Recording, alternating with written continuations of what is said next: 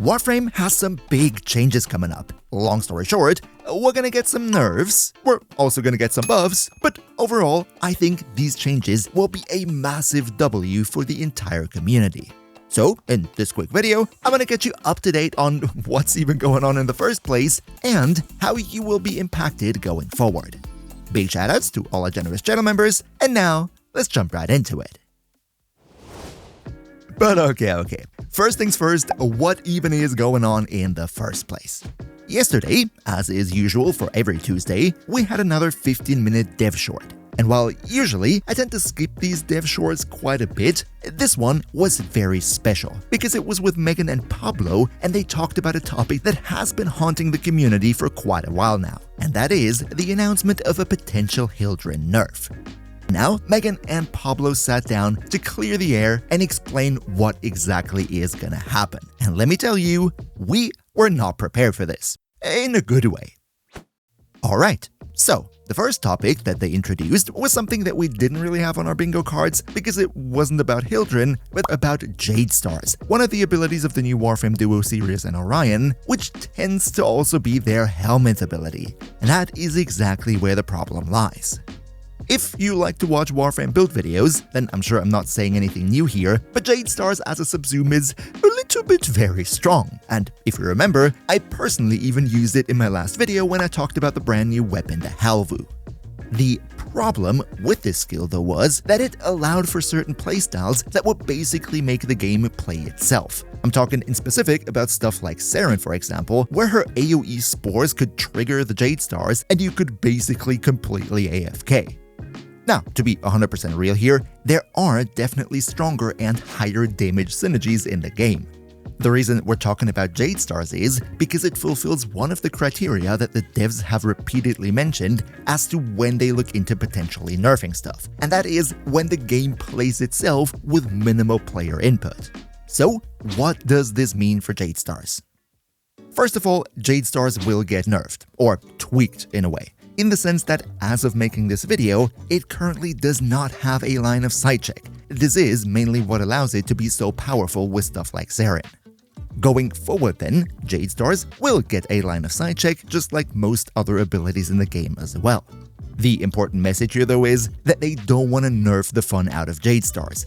Besides the line of sight check, there aren't any additional nerfs planned so far. So, if you're running a quote-unquote normal Jade Star setup where you use the ability as is intended while actively playing, then you probably won't even feel the difference going forward. If you ask me, I think that's perfectly reasonable, right? Most abilities already have line of sight check, and I think most players haven't really honestly believed that this whole Saren interaction is gonna stay forever. On the flip side though, we also have some good news, and that is that Sirius and Orion will be buffed at the same time. To be more precise, the devs have stated that in their fourth ability, their ultimate where they clash mid-air and deal massive AoE damage, they're now gonna inflict guaranteed status effects. Whenever Sirius attacks, you're gonna get a guaranteed heat proc, and whenever Orion strikes, a guaranteed slash proc. This should definitely amplify the damage output and make the two brothers feel even stronger. And by the way, if you could leave a quick like for the video, that would be really helpful with the YouTube algorithm, so thank you so much for your support.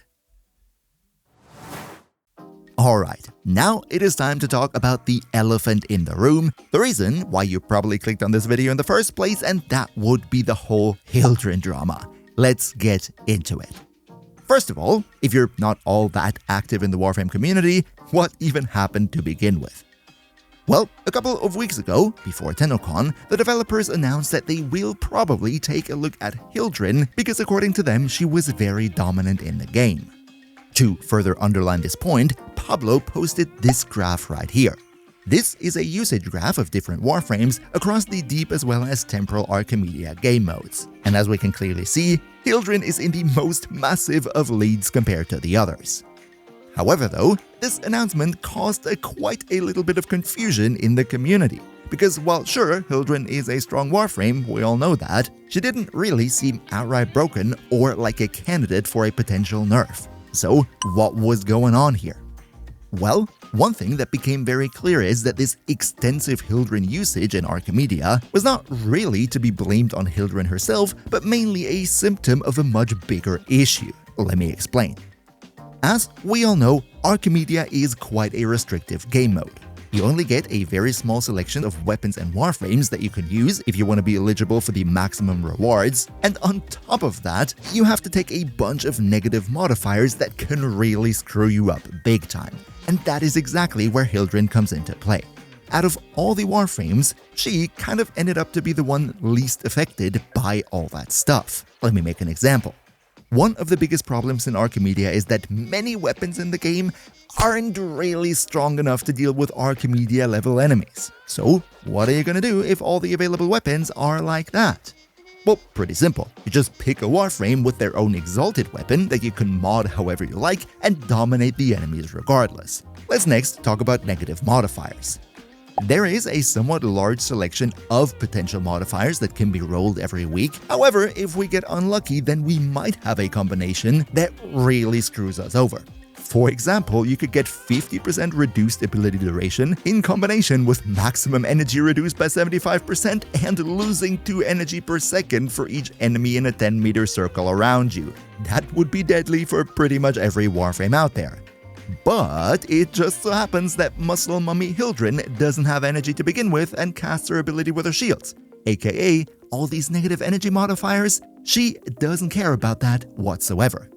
On top of that then, of course, Hildryn herself is already a very powerful warframe with crazy survivability thanks to her big shield pool as well as armor stripping capabilities, let alone the massive AoE damage potential of her Balefire charge.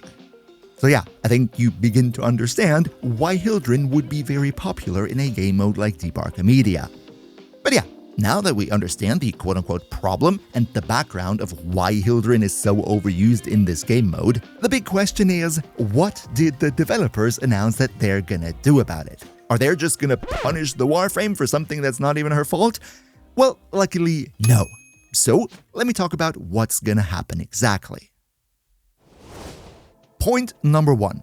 Hildryn is not gonna get changed whatsoever. Absolutely zero at all. Very nice.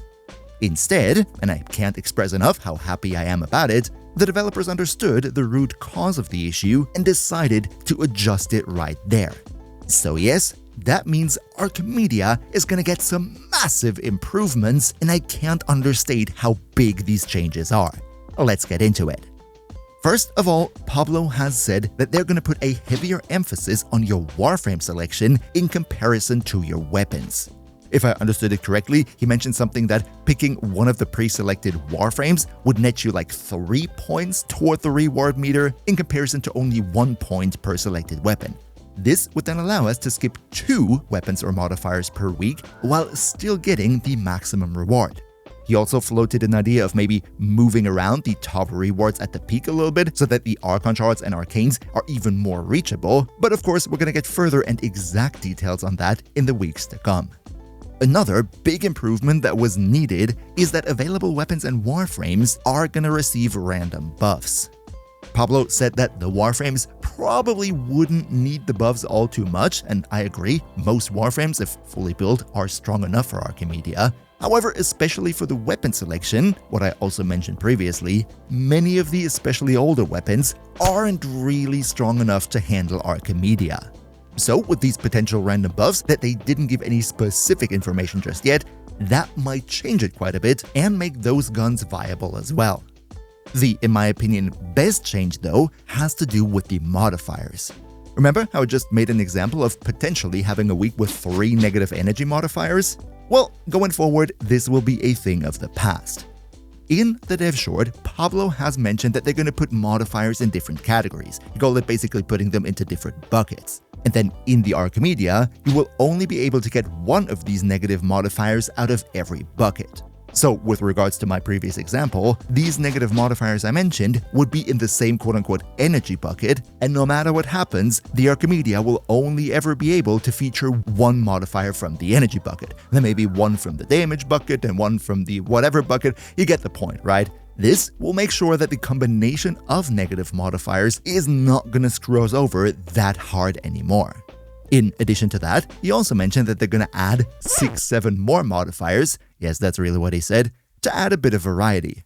But he also mentioned that one of these modifiers might have to do with shields or reducing shields to a certain cap, which would then also make it that as a consequence, Hildryn wouldn't dominate as hard every single week. It's not a direct Hildryn nerf, and he especially mentioned that this shield cap modifier would not destroy any shield tanking or shield gating builds, but given all the previous changes, I personally think that is a fair consequence, right? Hildryn will still be strong, but maybe not every single week.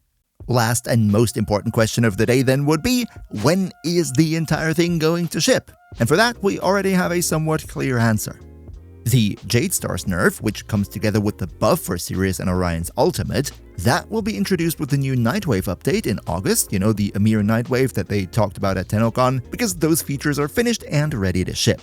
Pablo also said that this whole bucket mechanic for the modifiers in the Archimedea is technically also ready. However, Megan said that for the Archimedea changes and everything that we talked about in the main portion of the video, that this is probably going to take till the next mainline update, which would potentially be in October. And if you haven't already, then definitely also check out my top 10 Warframes list for 2026 right here. Another massive shoutout to Demon Lord Zell, Demon Emperor, Emperor Prime, Lost Linux Gaming, Underkanio2, Pepperwolf, Mihaki, Socrates the Almighty Rat, Leo Morazaki, Hantagas, Peter Sader, Boomia1, Zave, Awendai, Azengen, Quax, Blue Eagle 98, Hearthwheel, Everin 8802, Gabriel Tevez, Yaku Ivan Gonzalez, GE Schnoz, Muffdisk, and all other generous channel members for your continuous support. We see each other, hopefully in the next one, and until then, as always, good loot.